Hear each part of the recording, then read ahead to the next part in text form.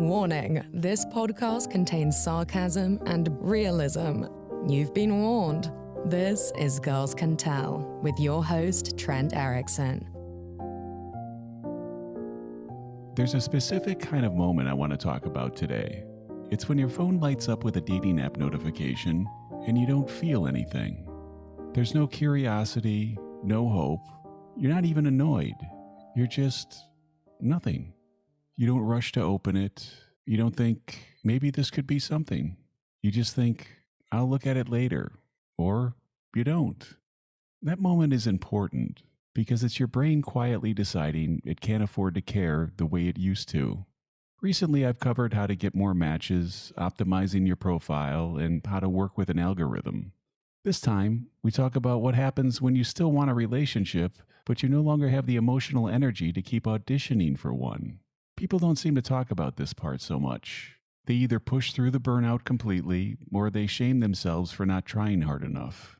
But there's this place in between, a place where you're still on the apps and open to making a connection, but every interaction feels like it takes more than it gives back. That's what today's episode is about. When you've seen a "someone liked you" notification and felt weirdly tired instead of excited. You're responding normally for something that asks for endless effort with very little in return. Before I get into it, I've got an email from someone that perfectly captures this feeling. It's from David in Los Angeles. Hey Trent, I'm 54, divorced 8 years with no kids, and I've been back on the apps for a while. At first I was really trying. I'd check every notification, swipe for an hour or more a night, actually got excited when someone liked me. But the past few months, when I see that little notification pop up, I don't even rush to open the app. Half the time I don't check until hours later, sometimes not until the next day. I'll get a bunch of likes, and then I never hear anything back, not even one. I'm tired of liking people and getting nothing. I'm tired of people liking me and then they vanish. It feels like I'm just one of 500 guys in some woman's inbox, and she's already moved on before I even get there. I still want a relationship, but the apps feel pointless. I don't want to spend an hour every day putting in effort that ends up being a waste of time, but it's like the only way to meet anyone now. Am I doing something wrong? Sounds a little too familiar, doesn't it? Because why would you want to keep throwing your limited time and energy into something that consistently lets you down? Recently, we went over ways to get the maximum amount of likes, but today it's all about dating while tired. We'll cover what app burnout really looks like and how to date in a way that doesn't use up the last of your patience and emotional energy. Let's start with the part in the email where David says, "When I see someone like me, I don't even rush to check the app anymore." That used to be a little dopamine hit, right? You'd see the notification, drop what you were doing, open the app to see who it was. Now the notification shows up and you think, yeah, I'll look at it later. Or not. Whatever.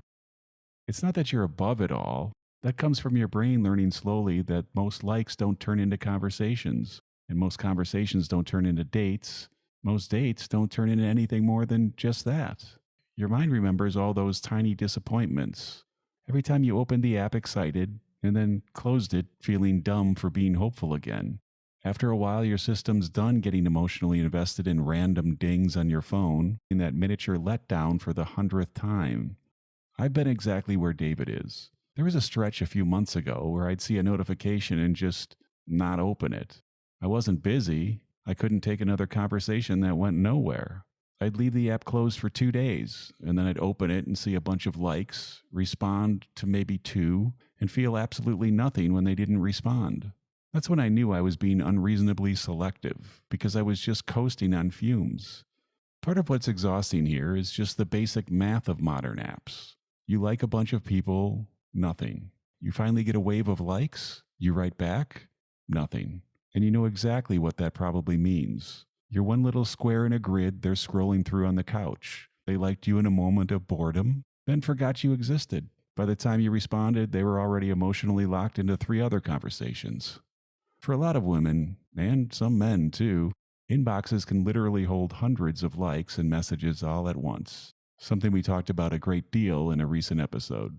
There's no way to give everyone a fair shot, so people skim and answer whatever feels easiest or most exciting in that second, and then ignore the rest. On one side of the screen, it looks like they liked me and then didn't say a single word.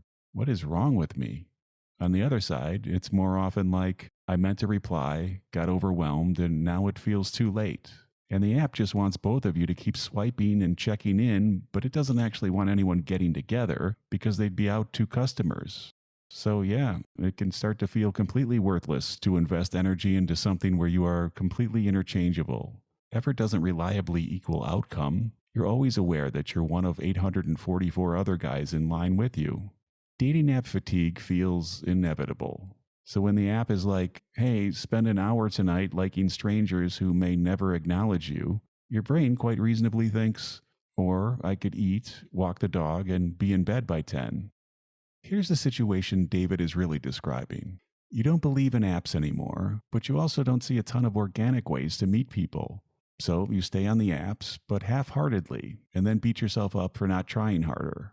You scroll less, you answer slower, you don't renew your paid subscription. You kind of hope something will just sort of happen, but you refuse to care too much either way.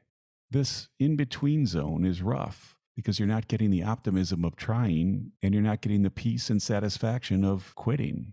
You're just stuck in the middle, keeping the app on your phone like a security blanket you don't believe in anymore. So the question we should be asking is, if the apps are going to be part of my life, how do I use them in a way that doesn't drain me or make me slowly go insane? It's about rethinking their role, optimizing them for minimal emotional damage instead of maximum matches. Number one, you can set a hard time limit. Instead of an hour every night, try 10 to 15 minutes 3 or 4 days a week, ideally at a neutral time, like a lunch break, early evening, not midnight doom scrolling.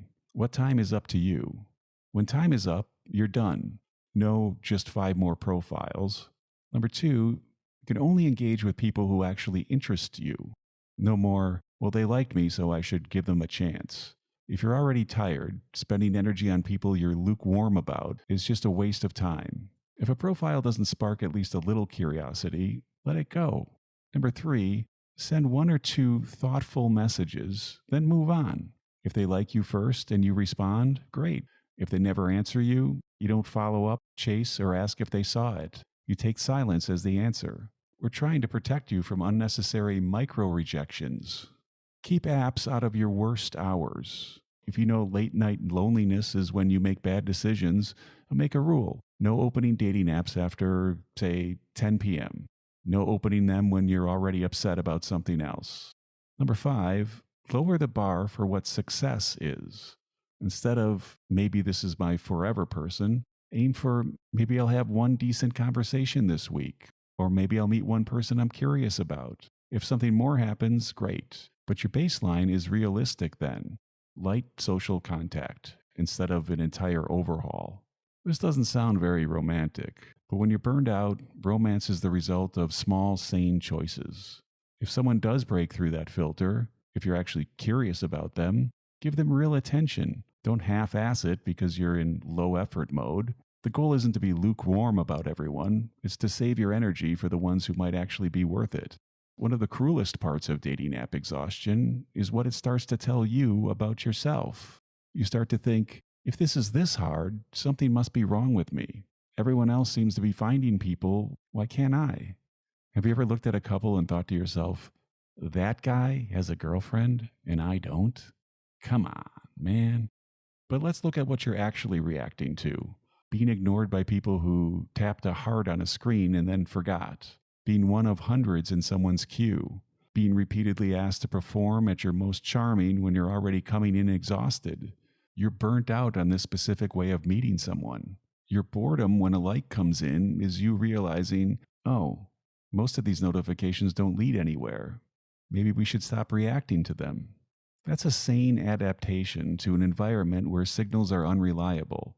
It might not feel good, but it's not that you've lost the ability to connect or the right to want someone.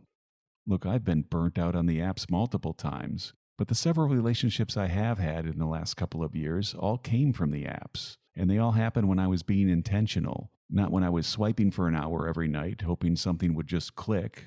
So I'm not saying the apps don't work. I'm saying they don't work when you're running on empty and treating them like a slot machine.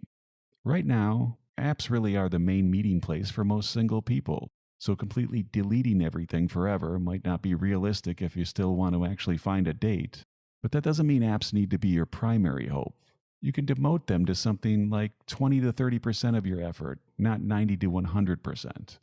That might look like staying on one or two apps in low effort mode, letting friends know that you'd actually be open to a setup, saying yes to slightly more things in your real life where humans appear, because it reminds you of what normal human interaction feels like when it isn't being filtered through prompts and swipe decisions. Not that I'm suggesting you delete everything and join a pottery class hoping to meet someone, but if 90% of your dating effort is staring at a screen, you're going to feel like that screen is the only place relationships happen. Apps are a tool, not the only tool. If you treat them like the only possible option, of course they'll start to feel like you're trapped. And if you're at the point where every notification irritates you, you dread opening the app, and you feel worse every time you use it, that's a sign that you've had enough of feeling like your worth is determined by a stranger's thumb. Try deleting the apps for a month. Focus on your own routines, friendships, hobbies, rest, and decide on a date when you have a clearer head. Taking the break doesn't close the door on relationships. And when you come back, if you do, you can come back with boundaries instead of blind hope. So to Dave, and anyone else who saw a someone liked you notification today and felt nothing, because you just can't bring yourself to grind out another hour of small talk with strangers. You're tired because you've been doing something that drains you for a long time, and with very little return. You're protecting you by numbing your enthusiasm. And by recognizing it, it means you're smart enough to take a break and change how you operate. Use the apps in a way that fits the actual energy you have now. Let them be one small channel, not your whole strategy. And if you need to put them down for a while, then just do that. If you've got a story about dating app burnout, a screenshot that made you want to throw your phone or throw up, or a question about how to date in your 50s without losing your mind, send it to girlscantellpodcast@gmail.com or DM me on Instagram or any of the socials at Trent Erickson. Think of your fatigue as data, and you're allowed to build a different way of doing this around it.